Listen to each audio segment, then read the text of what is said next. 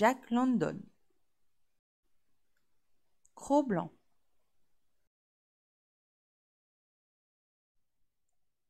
Le maître d'amour.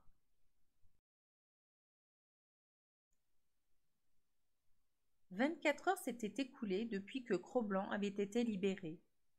La main qui lui avait rendu sa liberté était maintenant enveloppée d'un bandage, caché par un pansement et soutenu par une écharpe afin d'arrêter le sang.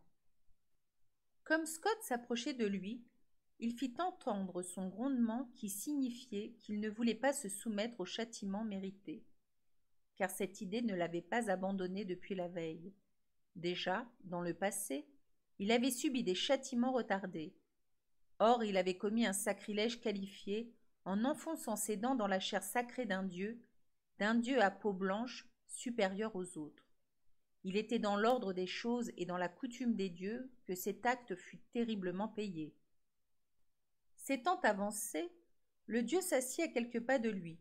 Rien de dangereux en cela. Quand les dieux punissent, ils sont toujours debout. D'ailleurs, le dieu n'avait ni gourdin, ni fouet, ni arme à feu. Lui-même, en outre, était libre. Point de chaîne ni de bâton pour le retenir. Il lui était loisible de s'échapper et de se mettre en sûreté s'il y avait lieu. Le dieu était resté tranquille et, n'ayant esquissé aucun mouvement, le grondement commencé reflua dans la gorge de Cro-Blanc et expira. Alors le dieu parla. Le poil se dressa sur le cou de Cro-Blanc et le grondement se précipita en avant. Mais le dieu continua à ne faire aucun geste hostile et à parler paisiblement. Il parlait sans arrêt, avec douceur et sans hâte. Nul n'avait jamais parlé ainsi à Cro-Blanc, avec autant de charme dans la voix, et il sentit quelque chose, il ne savait quoi, remuer en lui. En dépit des préventions de son instinct, une certaine confiance le poussa vers ce dieu. Il lui sembla qu'il était en sécurité en sa compagnie. Au bout d'un long moment, le dieu se leva et entra dans la cabane. Lorsqu'il en sortit, Cro-Blanc l'examina minutieusement et la crainte lui revint. Mais le dieu n'avait encore ni arme ni gourdin. Il ne cachait rien derrière son dos de sa main blessée, et dans son autre main, il tenait un petit morceau de viande. Le dieu était revenu s'asseoir à la même place que tout à l'heure. Cro-Blanc dressa ses oreilles et regarda avec soupçon alternativement le dieu et la viande, prêt à bondir au loin à la moindre alerte. Mais le châtiment était retardé. Le dieu se contentait de lui tendre, proche du museau, le morceau de viande qui ne semblait dissimuler rien de dangereux. Les dieux, cependant, ont tous les pouvoirs et une trahison savamment machinée pouvait se cacher derrière cette viande inoffensive en apparence. Malgré les gestes aimables avec lesquels elle lui était offerte, il était plus sage de ne pas y toucher. L'expérience du passé avait prouvé, surtout avec les femmes des Indiens, que viande et châtiment se mêlaient souvent d'une façon déplorable. Le dieu finit par jeter la viande dans la neige aux pieds de Cro-Blanc, qui la flaira avec attention sans la regarder. Les yeux étaient toujours pour le dieu. Rien n'arriva encore. Le dieu lui offrit un second morceau. Il refusa à nouveau de le prendre, et de nouveau le dieu le lui jeta. Ceci fut répété un grand nombre de fois. Mais un moment arriva où le dieu refusa de jeter le morceau. Il le garda dans sa main et fermement le lui présenta. La viande était bonne et Cro-Blanc avait faim. Pas à pas, avec d'infinies précautions, il s'approcha puis se décida. Sans quitter le dieu du regard, les oreilles couchées, le poil involontairement dressé en crête sur le cou, un sourd grondement roulant dans son gosier afin d'avertir qu'il se tenait sur ses gardes et prétendait ne pas être joué, il allongea la tête, prit le morceau et le mangea. Rien n'arriva. Morceau par morceau, il mangea toute la viande et toujours rien n'arrivait. Le châtiment était encore différé. Cro-Blanc lécha ses babines et attendit. Le dieu s'avança et parla à nouveau avec bonté, puis il étendit la main. La voix inspirait la confiance, mais la main inspirait la crainte. Cro-Blanc se sentait tiraillé violemment par deux impulsions opposées. Il se décida pour un compromis, grondant et couchant les oreilles, mais ne mordant pas. La main continua à descendre jusqu'à toucher l'extrémité de ses poils tout hérissés. Il recula et elle le suivit, pressant davantage contre lui. Il frissonnait et voulait se soumettre, mais il ne pouvait oublier en un jour tout ce que les dieux lui avaient fait souffrir. Puis la main s'éleva et redescendit alternativement en une caresse. Il suivit ses mouvements en se taisant et en grondant tour à tour, car les véritables intentions du dieu n'apparaissaient pas nettement encore. La caresse se fit plus douce, elle frotta la base des oreilles, et le plaisir éprouvé s'en accrut. À ce moment, Matt sortit de la cabane, tenant une casserole d'eau grasse qu'il venait vider au dehors. « J'en suis abasourdi !» s'écria-t-il en apercevant Scott. Et comme celui-ci continuait à caresser Cro-Blanc, « Vous êtes peut-être un ingénieur très expert, mais vous avez manqué votre vocation qui était, encore petit garçon, de vous engager dans un cirque comme dompteur de bêtes. » En entendant Matt, Cro-Blanc s'était aussitôt reculé. Il grondait vers lui, mais non plus vers Scott qui le rejoignit, remit sa main sur la tête de l'animal et le caressa comme avant. Pour Cro-Blanc, c'était le commencement de la fin de son ancienne vie et du règne de la haine. Une autre existence, immensément belle, était pour lui à son aurore. Il faudrait sans doute de la part de Weedon Scott beaucoup de soin et de patience pour la réaliser, car Cro-Blanc n'était plus le louveteau, issu du wild farouche, qui s'était donné Castor-Gris pour seigneur, et dont l'argile était prête à prendre la forme qu'on lui destinerait. Il avait été formé et durci dans la haine, il était devenu un être de fer, de prudence et de ruse. Il lui fallait maintenant refluer tout entier sous la pression d'une puissance nouvelle qui était l'amour. Weedon Scott s'était donné pour tâche de réhabiliter Cro-Blanc, ou plutôt de réhabiliter l'humanité du tort qu'elle lui avait fait. C'était pour Scott une affaire de conscience. La dette de l'homme envers l'animal devait être payée. Tout d'abord, Cro-Blanc ne vit en son nouveau dieu qu'un dieu préférable à Beauty Smith. C'est pourquoi, une fois détaché, il resta.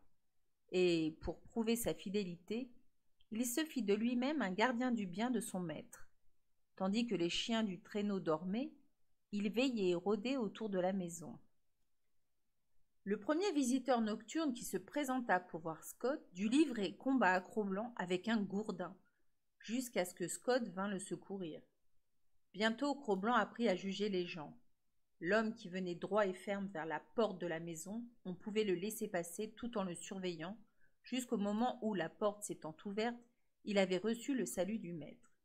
Mais l'homme qui se présentait sans faire de bruit, avec une démarche oblique et hésitante, regardant avec précaution et semblant chercher le secret, celui-là ne valait rien. Il n'avait qu'une chose à faire, s'enfuir en vitesse et sans demander son reste. Chaque jour, Scott continuait à choyer et à caresser Cro-Blanc, qui prit goût de plus en plus à ses caresses. Quand la main le touchait, il grondait toujours, mais c'était l'unique son que put émettre son gosier, la seule note que sa gorge eût appris à proférer. Il eût voulu l'adoucir, mais il n'y parvenait pas. Et pourtant, dans ce grondement, l'oreille attentive de Scott arrivait à discerner comme un ronron. Lorsque son dieu était près de lui, Cro-Blanc ressentait une joie ardente. Si le dieu s'éloignait, l'inquiétude lui revenait. Un vide s'ouvrait en lui et l'oppressait comme un néant. Dans le passé, il avait eu pour unique but son propre bien-être et l'absence de toute peine. Maintenant, il en allait différemment. Dès le lever du jour, au lieu de rester couché dans le coin bien chaud et bien abrité où il avait passé la nuit, il s'en venait attendre sur le seuil glacé de la cabane, durant des heures entières, le bonheur de voir la face de son Dieu, d'être amicalement touché par ses doigts et de recevoir une affectueuse parole. Sa propre incommodité ne comptait plus. La viande même passait au second plan, et il abandonnait son repas commencé afin d'accompagner son maître s'il le voyait partir pour la ville. C'était un vrai Dieu, un dieu d'amour qu'il avait rencontré, et il s'épanouissait à ses chauds rayons. Adoration silencieuse et sans expansion extérieure, car il avait été trop longtemps malheureux et sans joie pour savoir exprimer sa joie. Trop longtemps il avait vécu replié sur lui-même pour pouvoir s'épandre. Parfois, quand son Dieu le regardait et lui parlait, une sorte d'angoisse semblait l'étreindre, de ne pouvoir physiquement exprimer son amour et tout ce qu'il sentait. Il ne tarda pas à comprendre qu'il devait laisser en repos les chiens de son maître. Après leur avoir fait reconnaître sa maîtrise sur eux et sa supériorité d'ancien chef de file, il ne les troubla plus. Mais ils devaient s'effacer devant lui quand il passait, et lui obéir en tout ce qu'il exigeait. Pareillement, il tolérait Matt comme étant une propriété de son maître. C'était Matt qui, le plus souvent, lui donnait sa nourriture, mais Cro-Blanc devinait que cette nourriture lui venait de son maître. Ce fut Matt aussi qui tenta le premier de lui mettre des harnais et de l'atteler au traîneau en compagnie des autres chiens. Matt n'y réussit pas. Il ne se soumit qu'après l'intervention personnelle de Scott. Ensuite, il accepta, par l'intermédiaire de Matt, la loi du travail qui était la volonté de son maître. Toutefois, il ne fut satisfait qu'après avoir repris, en dépit de Matt qui ignorait ses capacités, son ancien rôle de chef de file. « S'il m'est permis, dit Matt un jour, d'expectorer ce qui est en moi, je mets en fait, monsieur Scott, que vous fûtes bien inspiré en payant pour ce chien le prix que vous en avez donné. Vous avez proprement roulé Beauty Smith, abstraction faite des coups de poing dont vous l'avez gratifié. » Pour toute réponse, Weedon Scott fit briller dans ses yeux gris un éclair de l'ancienne colère et murmura à part lui : « La brute !» Au printemps suivant, Cro-Blanc eut une grande émotion. Le maître d'amour disparut. Divers emballages et pactages avaient précédé son départ, mais Cro-Blanc ignorait ce que signifiaient ces choses et ne s'en rendit compte que par la suite. Cette nuit-là, vainement, sur le seuil de la cabane, il attendit le retour du maître. À minuit, le vent glacial qui soufflait le contraignit à chercher en arrière un abri. Il sommeilla quelque peu, mais vers 2 heures du matin, son anxiété le reprit. Il revint s'étendre sur le seuil glacé, les oreilles tendues, à l'écoute du pas familier. Le matin, la porte s'ouvrit et Matt sortit. Il le regarda pensivement. Matt n'avait aucun moyen d'expliquer à l'animal ce que celui-ci désirait connaître. Les jours s'écoulaient et le maître ne revenait pas. Cro-Blanc, qui jusque-là n'avait jamais eu de maladie, tomba malade, tellement malade que Matt dut le traîner à l'intérieur de la cabane. Puis, dans la prochaine lettre qu'il écrivait à Scott, il ajouta un post-scriptum à ce sujet. Weedon Scott se trouvait à Circle City lorsqu'il lut. « Ce damné loup ne veut pas travailler. Il prétend ne pas manger. Je ne sais que faire de lui. Il voudrait connaître ce que vous êtes devenu, et je ne sais comment le lui dire. Je crois qu'il est en train de mourir. » Les renseignements étaient exacts. Cro-Blanc, s'il lui arrivait de sortir, se laissait rosser par tous les chiens de l'attelage à tour de rôle. Dans la cabane, il gisait sur le plancher, près du poêle, sans accepter de nourriture. Que Matt lui parlât gentiment ou jura après lui, c'était tout un. Il se contentait de tourner vers l'homme ses tristes yeux, puis laisser retomber sa tête sur ses pattes de devant et ne bougeait plus. Une nuit où il lisait à mi-voix en faisant remuer ses lèvres, Matt tressaillit. Cro-Blanc avait sourdement gémi, puis s'était dressé, les oreilles levées vers la porte, et écoutait intensément.